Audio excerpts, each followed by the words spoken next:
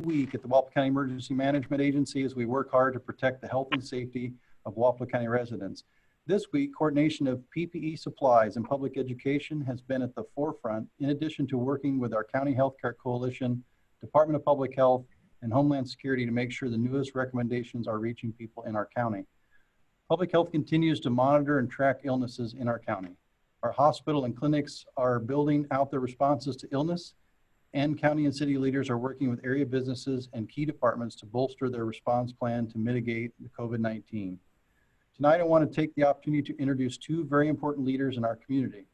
I'd like to thank them for their guest appearance and willingness to talk about how residents can help do their part in response to this disease. So tonight we have with us Andreas Wills from Ottumwa Regional Health Center and Matt Thompson from Indian Hills Community College. Welcome, guys. Thanks for joining us. Yeah, thank you. Good evening. Thank you. So I think Tim will kind of start off by a few messages kind of from Ottumwa Regional Health Center that we would like to share with the general public that we've kind of reiterated over the past few weeks, I think, with different leaders from our organization. And I think the first thing to kind of talk about and touch on is that we are prepared well to take care of your healthcare needs. If you are sick or seeking care from any of our services, being in the clinics, the outpatient side, or in the emergency room, please call us first and let us know you're coming so we can equally prepare for your arrival to one of our locations. If you have general questions in regards to anything COVID-19 related, you can always call the general hotline, which is 211. You can call that from any mobile or home landline number. If you have fever, cough, difficulty breathing, anything of the symptoms related or cited by the Iowa Department of Public Health, you are more than welcome to call 911 or call into one of our facilities to get guidance. If you come to the ER, we are taking extra precautions to ensure that you are well taken care of, and those include being screened upon arrival, which may include getting your temperature taken and being asked a series of questions prior to you entering one of our treatment rooms. We are well aware that COVID-19 is a very serious illness and is much more contagious than influenza. We know very little about the virus process, and we're relying on you as a general public and citizens of Wapello County to help us flatten the curve and eliminate the spread of COVID-19. We want to encourage you to continue covering your coughs and sneezes, washing of hands, sanitizing surfaces, and following all recommendations that the CDC, IDPH, and the Wapello County Public Health Department put out for our viewing. With that, I think that we'll go ahead and open the meeting here tonight to some chatter from our local officials.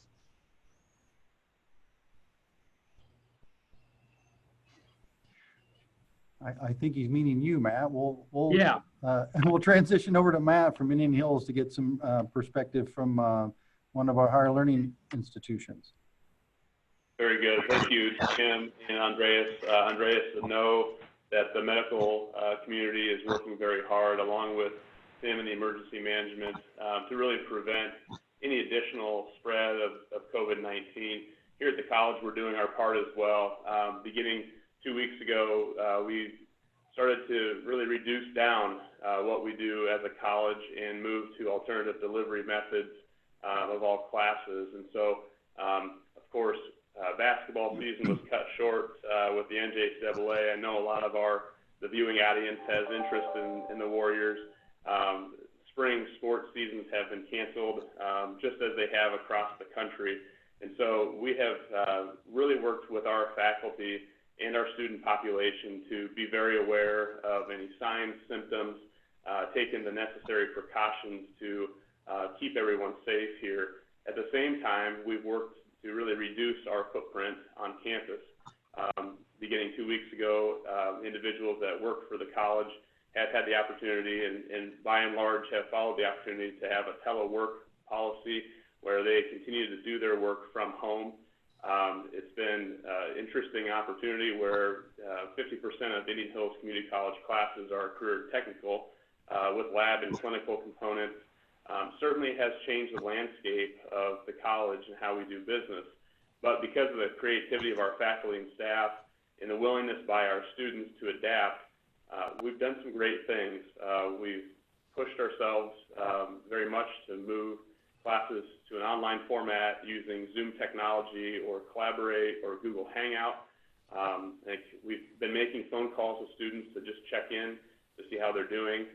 We've had really good attendance in the alternative format. It's certainly a lot different not having students walk across the campus of Indian Hills Community College, or very few. We do have a small number of students, under 30 now, that really had no other place to go, that have been socially distanced in residence life and are here to kind of ride out what we're going through right now. We've made adaptations to food service where, just like throughout the community, students can pick up food to eat. And again, we're talking about a number that is under 30 right now, and we are actively working to try to get them back to their home residence as well. So life on campus certainly is different, and it will be, but we have really done a lot here to make sure that all of our custodial services are up to date, that we have clean environment for those that remain here on campus. We have really talked a lot about the fact that students need to be responsible socially, making sure that they have the physical and social distancing that we've heard so much about. We've been following all of the CDC and Iowa Public Department of Health guidelines throughout this time, and we'll continue to do so. We're paying very close attention to the governor and her daily addresses, which I know will be coming up here shortly, and making sure that we keep things moving forward online and alternatively, but respecting all guidance that's provided to the college. We have really been pushing. If you go out and have to go out, first of all, preference would be to stay home. But if you have to go out, make sure that you're following all those guidelines and washing your hands and not touching your face and things that I think before this we all took for granted. And we've had a very good response to that amongst our students and faculty and staff.